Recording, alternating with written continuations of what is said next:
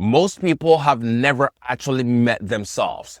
They have met the version they perform for other people, the version that shows up at work, the version that knows what to say at dinner, the version that posts online, the version that smiles when it is tired, agrees when it is uncomfortable, and keeps going because stopping will mean feeling something.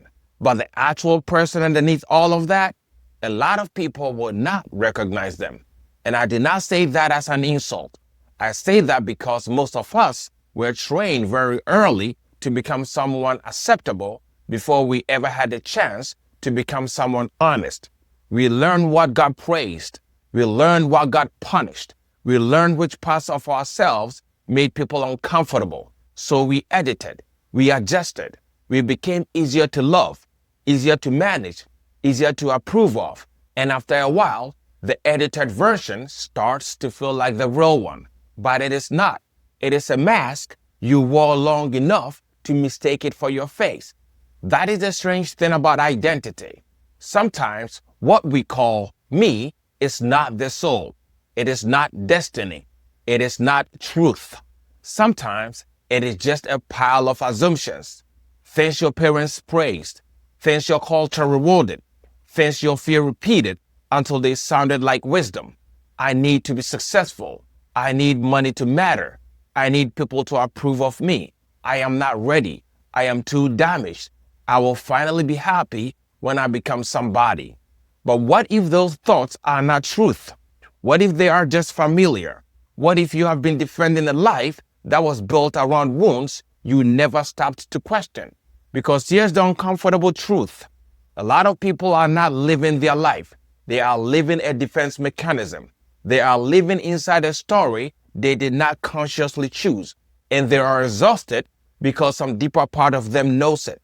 So I am going to ask you a few questions, but do not answer them quickly. I do not want the polished answer. I do not want the version that sounds good. I want the one underneath, the one that makes your stomach tightens a little because some parts of you knows it might be true. If money was completely off the table, no income, no status, no one watching, no metrics, no followers, nothing to gain and nothing to lose, what would you do with your days? Not what sounds impressive, not what would look good online, not what would make people clap. What would you actually do? The fast answer is usually the rehearsed one. It is the answer you already made socially acceptable. I am asking the one underneath that. The thing you maybe do not let yourself think about it too long because it is inconvenient, because it does not fit the plan, because admitting it would mean something has to change. What is that thing? Because a lot of people say that they want freedom, but what they really want is a prettier cage. They want money, followers, status, a relationship, a business, a title, not because those things are evil, but because they hope those things will finally make them feel real. But success cannot give you a self. It can only amplify the self you already have. If you're empty, success can give you louder emptiness. If you're afraid, success can give you more to protect. If you're ashamed, success can give you a shinier mask. That is why some people reach their goal and feel nothing but relief. Not joy, relief.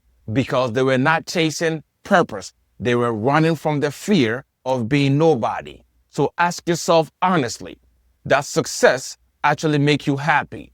Not success on paper, not success in public, not success when someone congratulates you. In your body, in your chest, in the quiet moments when nobody is watching, what actually makes you happy? Not what makes you feel productive, not what quiets the anxiety for a few days, not what proves you are valuable. What makes you feel alive? What makes you feel clean inside? What makes your soul feel less divided? Because many people know what makes them feel accomplished. They know what gets approval. They know what keeps them busy. But happiness, real, quiet, this is enough happiness, they would have to think hard. And that is worth noticing. Here's another question. If you were less afraid of what people think of you, what would you actually say? Not in theory, in real life. What opinions do you keep swallowing? What boundary do you keep not drawing? What truth do you dress up in softer language so people do not get uncomfortable? Most of us have been editing ourselves for so long that we think the edited version is just who we are, but it is not. It is who we learn to be to keep people comfortable, to keep the peace, to stay safe, and that deserves compassion. At some point, that mask may have protected you. It may have helped you survive a home, a relationship, a culture, or a season of life where honesty felt dangerous. But it is worth asking, are you still in that environment, or are you still obeying rules that no longer apply? Your nervous system is allowed to protect you. It is not allowed to run your entire life. Fear is a smoke alarm. It is not always a fire. So when fear arises, do not worship it. Do not shame it either. Ask it, what are you trying to protect? Then ask the deeper question, what truth am I sacrificing to stay accepted? Because sometimes the price of belonging to others is exile from yourself, and that is too high a price. Now, this is where most people tap out. What are you hiding from yourself? Not from other people. You probably manage that fine. From yourself, there is usually something, a feeling you keep almost touching and then pulling back from, a truth you keep orbiting around but will not land on, a part of your life you have quietly decided not to look at directly. What is the emotion you are least prepared to feel? For some people, it is grief. For some, it is rage. For some, it is the specific loneliness of being surrounded by people who do not really know them. For some, it is the terrifying possibility that they have been living someone else's life. What is yours? And what are you most ashamed of? Not what you would be embarrassed about if people found out. What do you feel ashamed about when you are alone at 2 a.m. and no one is watching? Because shame does not disappear when you ignore it. It goes underground. And from underground, it quietly controls everything. Every risk you avoid, every dream you do not let yourself take seriously, every conversation you delay, every time you pull back right before something real could happen. This is what Young was pointing to when he spoke of the shadow, the parts of ourselves we reject, deny, or bury. Not because they vanish, but because they start running the show from the basement. Your anger does not vanish because you call yourself peaceful. Your envy does not vanish because you post about abundance. Your grief does not vanish because you meditate for 10 minutes. What is not faced does not leave, it leaves. But here's the part I want you to really hear. This is not about hating yourself. This is not about digging through your pain so you can prove you are broken. You are not broken. You are buried. There is a difference. The mask is not evil. It was an adaptation. The fear is not evil. It was trying to protect you. The shame is not proof that you are unworthy. It is a place inside you that has not yet received truth. So the work is not to punish yourself. The work is to become honest enough that love can reach the places you have been hiding. Every great wisdom tradition points somewhere near this. Jesus said, the kingdom of God is within. The Buddha pointed toward waking up from the illusion. Hindu wisdom says there is a deeper self beneath the mask. The mystic speaks of returning to what was always true before fear taught you to perform. Different languages, same arrow. You are not the costume. You are not the applause. You are not the wound. You are not even the story you keep telling about the wound. You are the awareness that can look at the story. And that awareness is where freedom begins. So tonight, or sometime today, do something simple.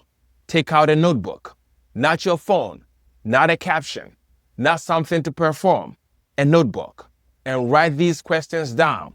Who told me what success is? What am I chasing because I'm afraid of being unseen? What would I create if I did not need applause? What truth am I afraid to say out loud? What emotions do I keep avoiding? What part of me am I still trying to earn permission to become? And then sit. Do not rush to answer. The first answer is usually the mask. The second answer is usually the fear. The third answer is where something real begins speaking. And when the truth comes, it may not be dramatic. It may be very simple. I need rest. I miss creating. I do not love this career. I am angry. I want God. I want to stop pretending. I want to be loved without performing. That is not weakness. That is remembrance. You do not have to have every answer today. You do not have to fix your whole life by tomorrow morning. You just have to stop running on autopilot long enough to ask the questions you have been circling. The ones that make you uneasy. The ones you want to skip. The ones that, if you are honest, you already kind of know the answers to. Because maybe the most spiritual question you can ask is not, what is my destiny? Maybe it is, what have I assumed about myself that was never actually true? Sit with that, because the truth will not always flatter you, but it will free you.